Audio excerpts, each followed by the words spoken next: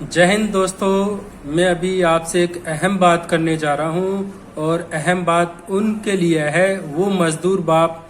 जिसका ख्वाब अपनी बच्चे को अच्छी से अच्छी स्कूल, इंग्लिश मीडियम, अपने गांव की सबसे अच्छी स्कूल में पढ़ाने की तमन्ना हो। मैं आज उन मजदूर लोगों के लिए, गरीबों के लिए,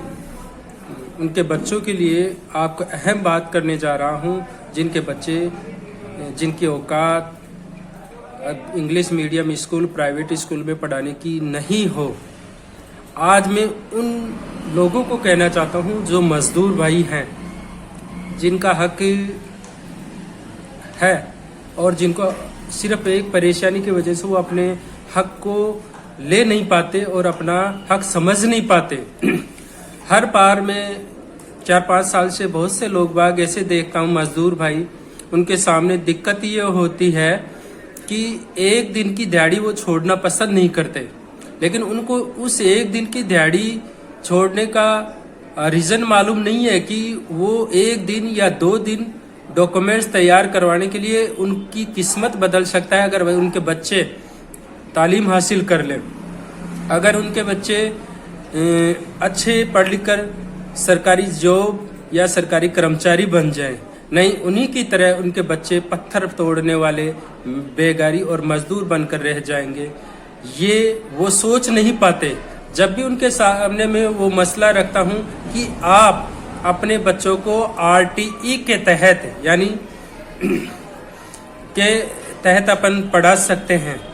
और अपने गांव की अच्छी से अच्छी स्कूल जो आपको बेहतर लगे प्राइवेट स्कूल में पढ़ा सकते हैं, लेकिन वो क्या करते हैं, सुस्ती कर जाते हैं या फिर अपनी एक दिन की दिहाड़ी नहीं छोड़ना चाहते, जिस वजह से उन बच्चों का आधार कार्ड नहीं बना पाते, अपने बच्चों का जन्म प्रमाण पत्र नहीं बना पाते और अपने बच्चों का जाति मूल नहीं बना पाते और लगभग 400-500 रुपये खर्च नहीं कर पाते। और जिस वजह से उनके बच्चे, या तो मैंने देखा है, मैंने समझा है, करीब से देखा है इस बात को कि कैसे फीस के अभाव में, यानी जो प्राइवेट स्कूलों में डाल तो देते हैं, लेकिन आर्थिक स्थिति हमेशा इंसान की एक ही नहीं रहती और आर्थिक स्थिति बिगड़ जाती है। उस दौरान वो बाप अपने बच्चों की फीस नहीं चुका पाते, तो उन बच्चों को जब स्कूल से निकाला जाता है तो कितना दर्द महसूस करते हो वो बच्चे, और वो बाप कितना दर्द महसूस करता है जब अपनी आर्थिक तंगी की वजह से अपने बच्चों का भविष्य नहीं सुधार पाता, और कितना मायूस और कितना कमजोर इंसान महसूस करता है अपने आप को कि मैं मेरे बच्चों की फीस नहीं दे पाऊंगा। दोस्तों, मैंने अभी तक मेरे कैरियर में लगभग 400-500 बच्चों के, चाहे वो किसी भी समाज से, किसी भी बिरादरी से, ऐसे बच्चों का आरटीई के तहत एडमिशन कराया है और फॉर्म भरा है, और साथ ही मेरे बच्चे भी आरटीई के तहत, मेरे और मेरे भाई के बच्चे 3 बच्चे स्कूल में जाते हैं। काउंट की सबसे बढ़िया स्कूल सुबोध स्कूल,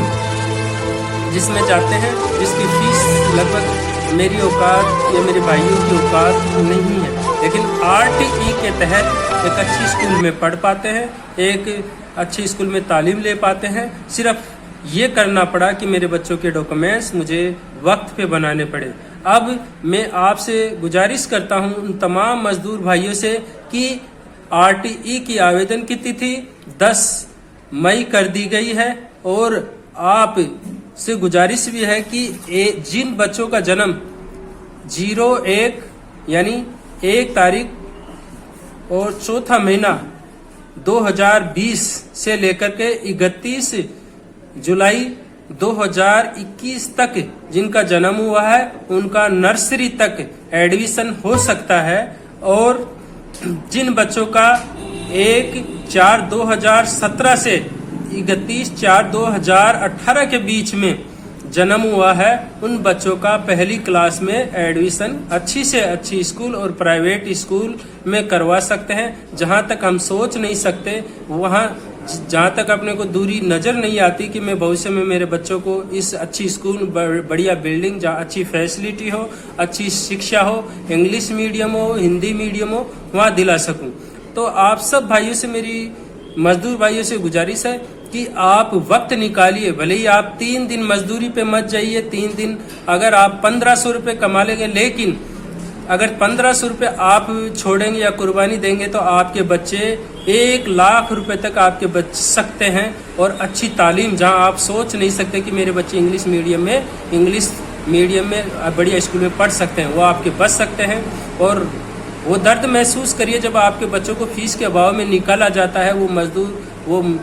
अपनी औकात समझे कि मैं कहाँ से लेके आऊँगा, वो तकलीफ महसूस करे, वो बाप महसूस करे कि मैं अपने बच्चों को कहाँ से तालीम दिला पाऊँगा इतनी अच्छी स्कूल में। तो आप सबसे मेरी गुजारिश है, आप 3 दिन भले ही छुट्टी करने पड़े, आपको पत्थर तोड़ने से रुक जाइए, लेकिन अपने बच्चों के कागज़ कंप्लीट करवा करके अच्छी से अच्छी स्कूल, प्राइवेट स्कूल जहाँ आप ख्वाब देखते हो उस स्कूल में एडमिशन करवाएं। फिर से संशोधन राजस्थान सरकार ने कर दिया। जिन बच्चों का जन्मतिथि के चक्कर में एडमिशन नहीं हो रहा था, अब उनके लिए संशोधन कर दिया है। यानी कि 1 अप्रैल 2020 से लेकर के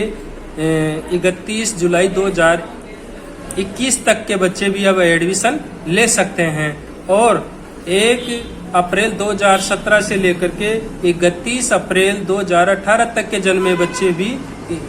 अब आवेदन कर सकते हैं। तो आप सबसे मेरी गुजारिश है, उन गरीब भाइयों से अपने बच्चों के कागज़ तैयार कराएं और ज़्यादा से ज़्यादा RTE के तहत अपने बच्चों का एडमिशन कराएं, और यही बच्चे आपका भविष्य बनाएंगे। नहीं तो आपके बच्चे भी पत्थर तोड़ने वाले और मजदूरी करने वाले ही बनेंगे। अगर किस्मत और तकदीर बदल सकती है तो आपकी शिक्षा से ही बदल सकती है, अन्यथा आप जैसे बेगारी हैं वैसे ही आपके बच्चे बेगारी रहेंगे। जय हिंद, जय भारत।